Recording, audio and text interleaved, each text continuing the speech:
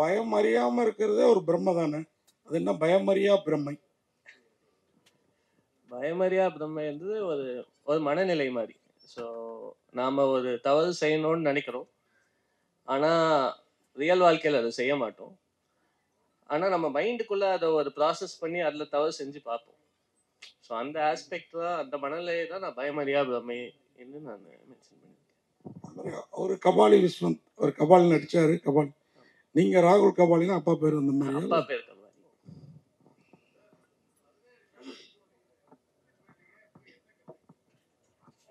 நானு அது ஒரு பெரிய கதை, ஒன்னும் கத்துக்காதனாலதான் படம் எடுக்க வந்திருக்கிறாருன்னு நினைக்கிறேன்.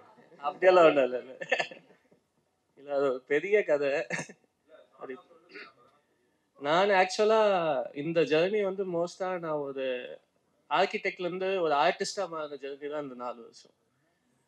ஆர்கிடெக்சர் குவிட் பண்ணிட்டு டிராவல் பண்ண ஆரம்பிச்சேன். போன எல்லா இடத்துலையுமே நான் பண்ற பெயிண்டிங்ஸ் இல்லை நான் வரைகிற ஸ்கெச்சஸ் இதுதான் சோறு போட்டுச்சு 4 வருஷத்துக்கு. ஸோ கன்சிஸ்டண்ட்டாக ஒரு ஆர்ட் ஒர்க் மேலே ட்ராவல் பண்ணி இந்த ஒவ்வொரு கண்ட்ரீஸ்க்கான வீசாஸு, அந்த விஷயங்கள், காசு, இந்த விஷயங்கள் எல்லாத்தையும் ஃபுல்ஃபில் பண்ணிட்டு இருந்தேன். ஸோ ஒரு பாயிண்ட்டுக்கு மேலே இந்த வேர்ல்டுக்கு நான் யார், இந்த ஒரு கொஷின் வந்து ஒரு இன்னொரு கொஷின் இருக்கும் இல்லைங்களா, நாம் யார் இந்த உலகத்துக்கு. என்னை பொறுத்த வரைக்கும் நான் ஒரு ஹானஸ்டான ஆர்டிஸ்ட், அந்த ஒரு விஷயத்த நான் உணர்ந்தேன்.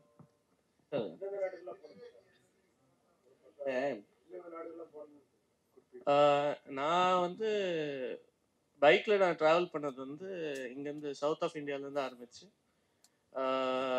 நேபாள் போனேன், பூட்டான் போனேன், அங்கேருந்து Myanmar, Thailand, Laos, Cambodia, Vietnam, மறுபடியும் கீழே வந்து மலேசியா, சிங்கப்பூர், மறுபடியும் மலேசியாவுக்கு வந்து ஷிப் பண்ணி இந்தோனேஷியாவுக்கு போனேன், மறுபடியும் இந்தோனேஷியாவில் அப்படியே பாலி வரைக்கும் போனேன். எனக்கு அங்கே ஒரு ஆக்சிடென்ட் ஆயிடுச்சு.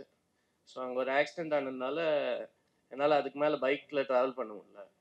ஸோ அதுக்கப்புறமா அங்கேருந்து ஃப்ளைட் பிடிச்சிட்டு யூரோப் போயிருந்தேன். ஸோ யூரோப்பில் ஃபின்லாண்ட்லேருந்து ஸ்டார்ட் பண்ணி அப்படியே ஃபுல்லாக சென்ட்ரல் யூரோப் ஃபுல்லாக போயிருக்கேன். குரு சார், ஆக்சுவலாக நீங்கள் ஜிகர் தண்டாவில் வந்து ரவுடிகளுக்கு அந்த நடிப்பு சொல்லி கொடுப்பீங்க, இதில் ரவுடியாகவே நடிச்சிருக்கீங்க, எப்படி ஃபீல் பண்ணுறீங்க? அதான் வேலை, இதில் என்ன பண்ணுறது. எப்பயுமே கத்தியும் இதுமா இருப்பாங்க, கெச்சு போட்டுன்னு பாடுங்க. ஆமா ஆமா, இது நடிகர்கள் வந்து வெயிட்டிங் ஃபார் த ஸ்கிரிப்ட். அதான். ஸோ என்ன ரோல் வருதோ, இப்போ நீங்கள் வஞ்சகோர உலகத்தில் பார்த்தீங்கன்னா ஃபுல் கேங்ஸ்டராக நடிச்சிருப்பேன். ஸோ எனக்கு வந்து ஒரு கேரக்டர் அது வந்து டெப்த்தாக இருக்குது, அதில் வந்து ஒரு சோல் இருக்குது அப்படின்னா நான் அதை பண்ணிவிடுவேன். ஸோ இது வந்து இப்போ பயமறியா பிரம்மைனா என்னன்னு சொல்கிறாங்க, நம்மளால் ஒரு விஷயத்த பண்ண முடியாது, சில விஷயங்களை ஒருத்தரை அடிக்கணும், ஒருத்தர் கொல்லணும் அப்படின்னு போய் பண்ண முடியாது, அது என்ன பயம் இருக்கும், ஆனால் அப்படி நினைக்க முடியும். ஸோ அதான் பயமறியா பிரம்மை. ஸோ ஒரு பேசிவ் ஆங்கர் இருக்குதுல்ல நம்ம மனசுக்குள்ள, அடக்கப்பட்ட கோபங்கள்லாம் இருக்குதுல்ல, அதெல்லாம் வெளிப்படுத்துகிற மாதிரி இருக்கும் ஒவ்வொரு கேரக்டரும். அதில் ஒரு கேரக்டர் இந்த ஜேடியினுடைய இன்னொரு ஃபார்மாக ஒவ்வொருத்தரும் நடிச்சிருக்கிறோம். ஸோ அதில் நானும் பண்ணியிருக்கேன். டேரக்டர் ஸோ அவர் சொல்லும் போது ஜேடியோடைய மாமா தான் ரவுடியா இருந்தாரு அப்படின்னு சொன்னாரு. ஸோ அவருடைய ஸ்டோரியை தான் நீங்க எடுத்திருக்கீங்களா? எங்க மாமா ரவுடியா அவங்க அவங்க அதுதான் எஃப்ஐஆர்லாம் போட்டு ஆக்சுவலா அந்த ஸ்டோரியை சொல்லி அதை எடுத்தீங்களா, இல்ல நீங்களா கிரியேட் பண்ணீங்களா? இல்ல இல்ல இல்ல, இது நாமளா கிரியேட் பண்ண ஒரு கேரக்டர் தான்.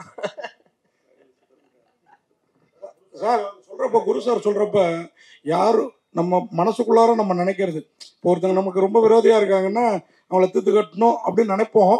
ஆனா தீர்த்து கட்ட முடியாதுல்ல, சட்டம் அதெல்லாம் இது அப்படிங்கிறப்போ அப்ப நமக்குள்ளார இருக்கிற கேரக்டருங்க தான் இல்லையா? ஆமா, நம்மளுக்குள்ள இருக்கிற அந்த தாட்ஸ் தான். அப்ப எல்லாரோட மனசோட ஈஸியா ஒட்டி உறவாடும், ஆள் மனசோட. அந்த மாதிரி நிறைய சீக்வன்சஸ் இருக்கும். அதாவது 2-3 சீக்வன்ஸ் ஆவது ஒருத்தவங்களோட கண்டிப்பா கனெக்ட் ஆகும். இது இவருடைய கொஸ்டின் தான், ஆனா நான் கேட்கறேன் தாய்த்தி. இல்ல எப்பவுமே கேங்ஸ்டர்ஸ் இந்த ரவுடி அப்படின்னாவே ஒரு டான்ஸ், ஒரு மாடல் அந்த மாதிரி உள்ள இருக்கும் ஐட்டம் சாங் ஏதாவது. உங்கள என்ன ரொம்ப சைலண்டாவே இருந்தது? படத்துல பாட்டே இல்லைங்க. ஏன், என்ன காரணம்? ஏதாவது முக்கியமா? ஏன்னா இப்போ வர படங்கள்ல மோஸ்ட்லி பார்த்தா மகாராஜால கூட கிடையாது. இல்ல, தேவைப்படல. நம்ம ஒரு மூடோட ஒரு நரேட்டிவ்க்குள்ள போறோம். ஸோ கஷ்டமான வேலையே ஆடியன்ஸ் அந்த மூடோட அந்த நரேட்டிவ் ஃபாலோ பண்ண வைக்கிறது தான். ஸோ இந்த ஒரு விஷயத்துல நான் எப்பவுமே இந்த மாதிரி தான் இருப்பேன்.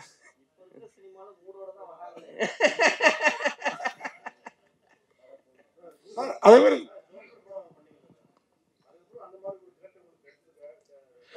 இல்ல ஒரே மாதிரி படம் பண்ண முடியாது ஆக்சுவலா. எனக்கு வந்து இப்போ அது மாதிரி பண்ணணும்னு விருப்பம் இருக்குது. ஒரே மாதிரி கதைகள் ஜோக்கர் மாதிரி அந்த போராட்ட களம். நான் ஒரு ஆர்டிஸ்ட், நான் வந்து போராளி கிடையாது. ஸோ எனக்கு அதே மாதிரி கதைகள் பண்றதுல இஷ்டம் இல்லைதான். நான் அதனால தான் அந்த மாதிரி கதைகளை சூஸ் பண்ணல. ஆமா வந்ததுன்னா அது அதுல இன்னும் நல்ல ஸ்கிரிப்ட் வேல்யூ நல்லா இருந்ததுன்னா பண்ணியிருப்பேன். பட் அதே பேட்டர்ன்ல இருக்கும்போது நான் அது பண்ண விரும்பல. அது காரணம் என்னன்னா, நான் ஒரு 10 ஆண்டுகள் வந்து ஒரு நாடகத்துறையில இருந்திருக்கேன், கூத்துப்பற்றையில. நிறைய விஷயங்கள் கத்துட்டு இருக்கும்போது நான் ஏன் ஒரு வடை மட்டுமே போடணும்? எனக்கு பூரி, பொங்கல், பிரியாணி எல்லாம் பண்ண தெரியும். ஸோ அதையும் சேர்த்து பண்ணலாமேன்னு வெயிட் பண்றேன். தேங்க்யூ.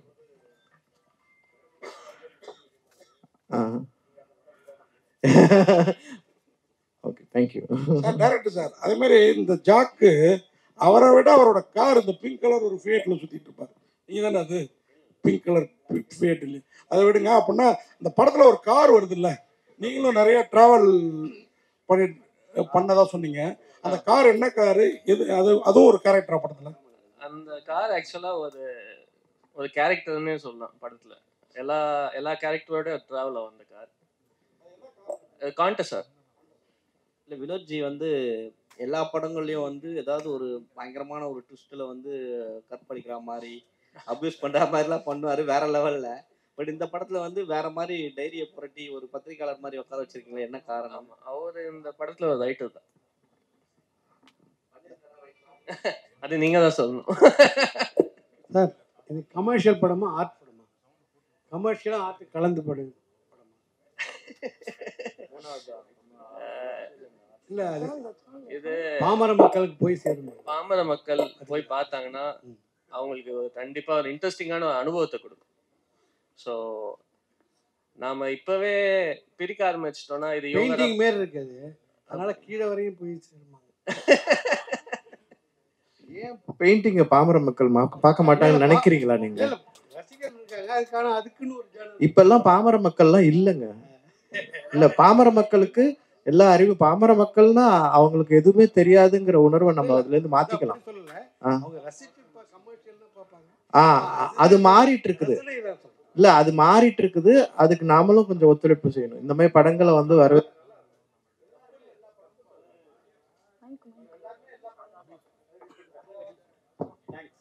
சார் டாக்டர் சார்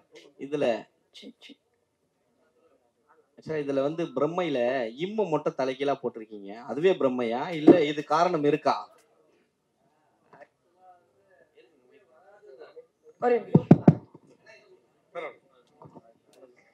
ஆக்சுவலா அந்த இம்மே வராது.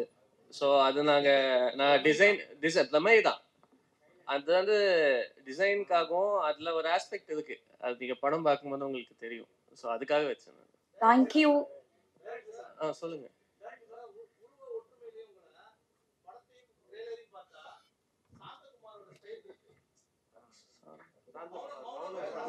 மௌனகுரு. ஓகே.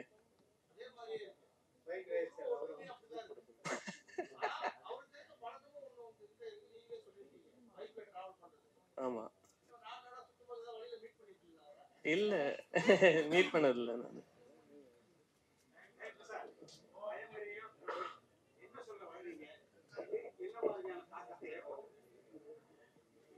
இது ஓகே. நாம வந்து இது வந்து ஒரு தீசிஸ் மாதிரி ஒரு பர்டிகுலர் சப்ஜெக்ட் ஒரு ஐடியாவை தான் டிஸ்கஸ் பண்ணியிருக்கோம் படம் ஃபுல்லாகவே. எது கரெக்டு எது தவறு இந்த ஒரு ஆஸ்பெக்ட் ஒன்று இருக்கும். அந்த ஒரு ஆஸ்பெக்ட்குள்ள போற ஒரு கான்வர்சேஷன் தான் இந்த ஒரு படம். இது வந்து என்ன மாதிரி தாக்கத்தை உருவாக்கும்னா, நீங்க பார்க்கும் போத இல்லைன்னா மக்கள் இந்த படங்களை போய் பார்க்கும் போத ஏதோ ஒன்று வித்தியாசமா பார்த்தோம்டா அந்த ஒரு ஃபீலிங் உருவாக்கும். அதுக்கான எத்த படம் தான்.